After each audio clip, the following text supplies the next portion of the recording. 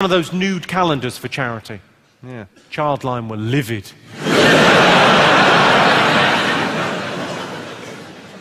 I did a gig for Alzheimer's sufferers.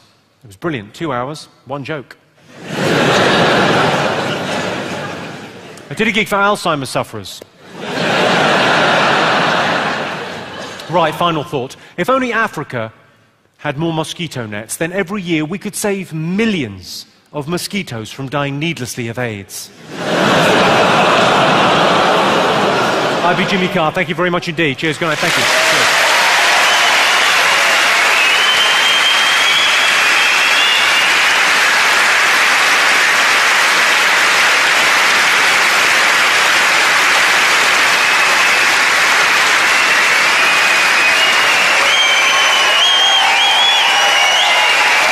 It's party time. Thanks very much. Cheers.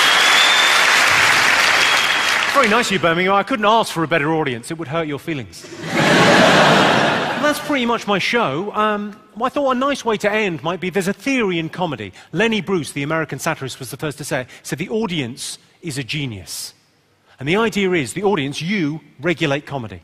You decide what a comedian can and can't say on stage, because if you don't laugh at a joke, it is not socially acceptable. If you do, then just by definition, it is socially acceptable. I thought, well, we could put that to the test tonight.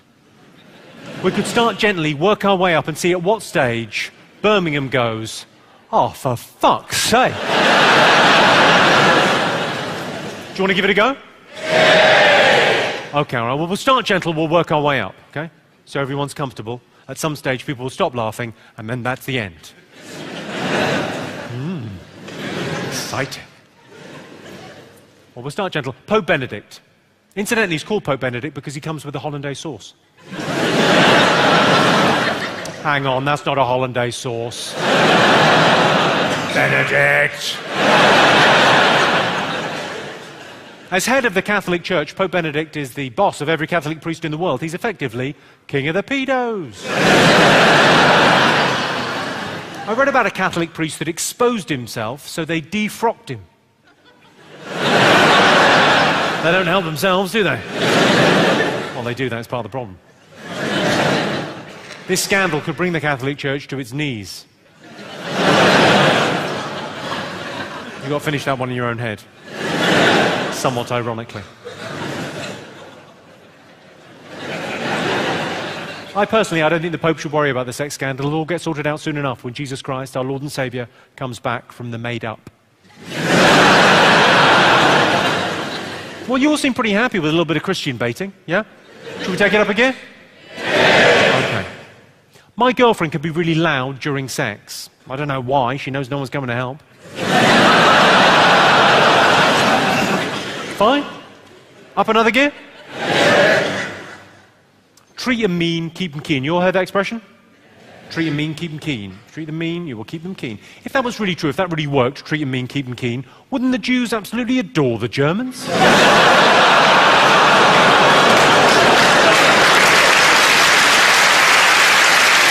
Really? Really? A round of applause on a joke about the worst thing that's ever happened? Ever? Where do we go from there? It's a joke about the worst thing that's ever happened. Hang on. This might offend some of you. People say, smug, sanctimonious people, in my opinion, but people do say from time to time, you hear them, Princess Diana should have been wearing a seatbelt. If she'd been wearing a seatbelt, she'd be here with us today.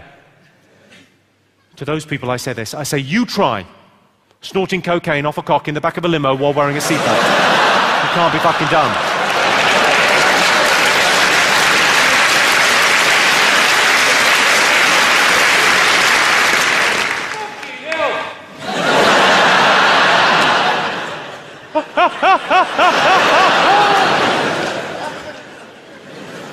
I saw that little shaky head there, and I presume that was disapproval, madam. But to me, that looked like you were going, it can't be done, I've tried a million fucking times. Where do we go from there? Okay, so we've had one fucking hell, but everyone else seems fine. You better fuck off. A child can drown in just 4 inches of water, but you might as well run a bath.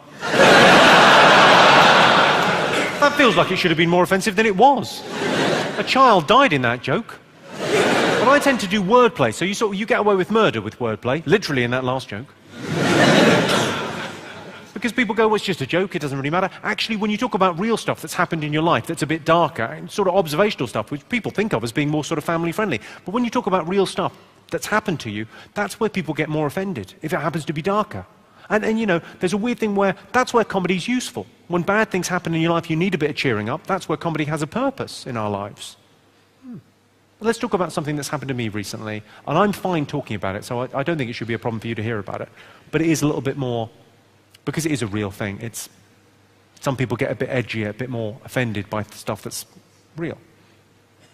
My girlfriend recently had a miscarriage, and it was doubly bad because I had to pay for it.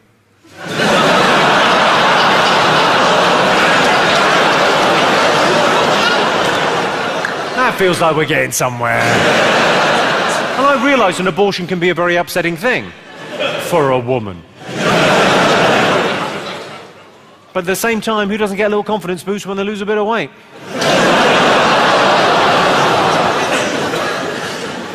Well, let's cut to the chase on this, shall we? Let's talk about what you can and what you cannot say on stage. A very good friend of mine, a guy that I've worked with the last 10 years.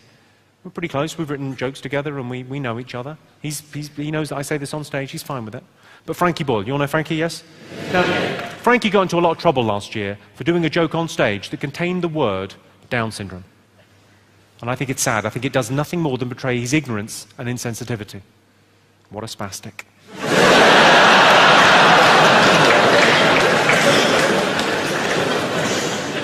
Why are they called Sunshine Variety Coaches when all the kids on board look the same?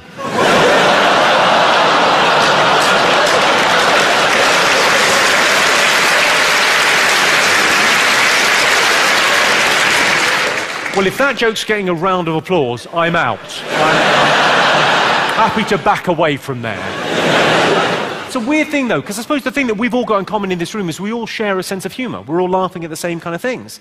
It's a weird thing where I laugh the very loudest just before I have a sense of humour failure. I find that the closer to the edge, the funniest jokes for me are the jokes that I laugh at, and as I'm laughing I go, I'm a terrible human being. Funny though. Oh, I'm a terrible human being. Do you want to hear the joke that got me? Yeah. I heard a joke, it's an Australian joke, just a pub joke from Australia. That gives you an idea of how fucking brutal it is. The Aussies came up with it. Are you sure you want to hear this? Yeah. Okay, well, I'll cleanse my palate before I tell you this. Like a sorbet. It's like a Solero.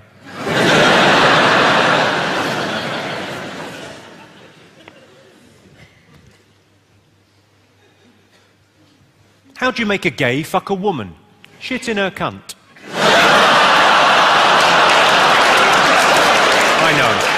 I know. Don't think I don't know, because I know. I know. There's no use giving me a look as if I didn't pay £25 to listen to this film. Because you did, and you know you did.